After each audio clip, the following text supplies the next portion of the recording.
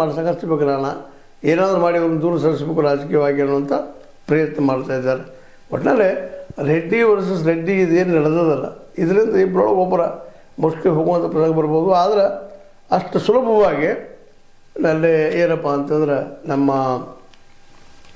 B J ಪಿಗರು ಈ ಘಟನೆ ಬಿಟ್ಟು ಕೊಡಲಿಕ್ಕಿಲ್ಲ. ಸಾಧ್ಯಷ್ಟು ಮಟ್ಟಿಗೆ ಕಾಂಗ್ರೆಸ್ಸಿನ ಹಿಡಿತನ ಸಿಕ್ಕದ, ಕಾಂಗ್ರೆಸ್ಸಿನ ಹೆಸರು ಕೆಡಿಸುವಂಥ ಎಲ್ಲ ಸಾಧ್ಯತೆಗಳು ಇರೋದರಿಂದಾಗಿ ಬಿ ಜೆ ಪಿ ಇವತ್ತು ಮಾತ್ರ ಜೋರಾಗಿ ಎಲ್ಲರಿಗೂ ಮಾತಾಡುವಂಥ ಪ್ರಸಂಗ ಇಲ್ಲ. ಅನ್ಯಾಯ ಆಗ್ಯದಪ್ಪ ಈ ಜನಕ್ಕೆ ಮಾಡಿರಿ, ಅದು ಮುಂದೆ ಮಾಡಿರುತ್ತೆ. ಅದಕ್ಕೆ ಮುಖ್ಯವಾಗಿ ಮಾಡಬೇಕಾಗಿದೆ ಏನಪ್ಪ ಅಂದ್ರೆ ಈ ಆದಂತಹ ಗದ್ದಲಕ್ಕೆ ಒಂದು ನ್ಯಾಯಾಂಗ ತನಿಖೆ ಆಗಲಿ, ಯಾರು ಮಾಡಿದಾರಪ್ಪ ಇದನ್ನು ಅಂತ ಒಂದು ನೆಲೆಗಟ್ಟಿನಾಗ ಒಟ್ಟಾರೆಯಾಗಿ ಈ ಬಳ್ಳಾರಿಯಲ್ಲಿ ನಡೆದಂಥ ಘಟನೆಗಳಿಗೆ ನ್ಯಾಯಾಂಗ ತನಿಖೆ ಮಾಡಿರಿ, ಮತ್ತೇನೋ ಮಾಡಿರಿ, ಇದು ರಿಸಲ್ಟ್ ಬರಲಿ ಅನ್ನುವಂಥದ್ದು ಎಲ್ಲರ ಅಭಿಪ್ರಾಯ ಆಗ್ಯದ.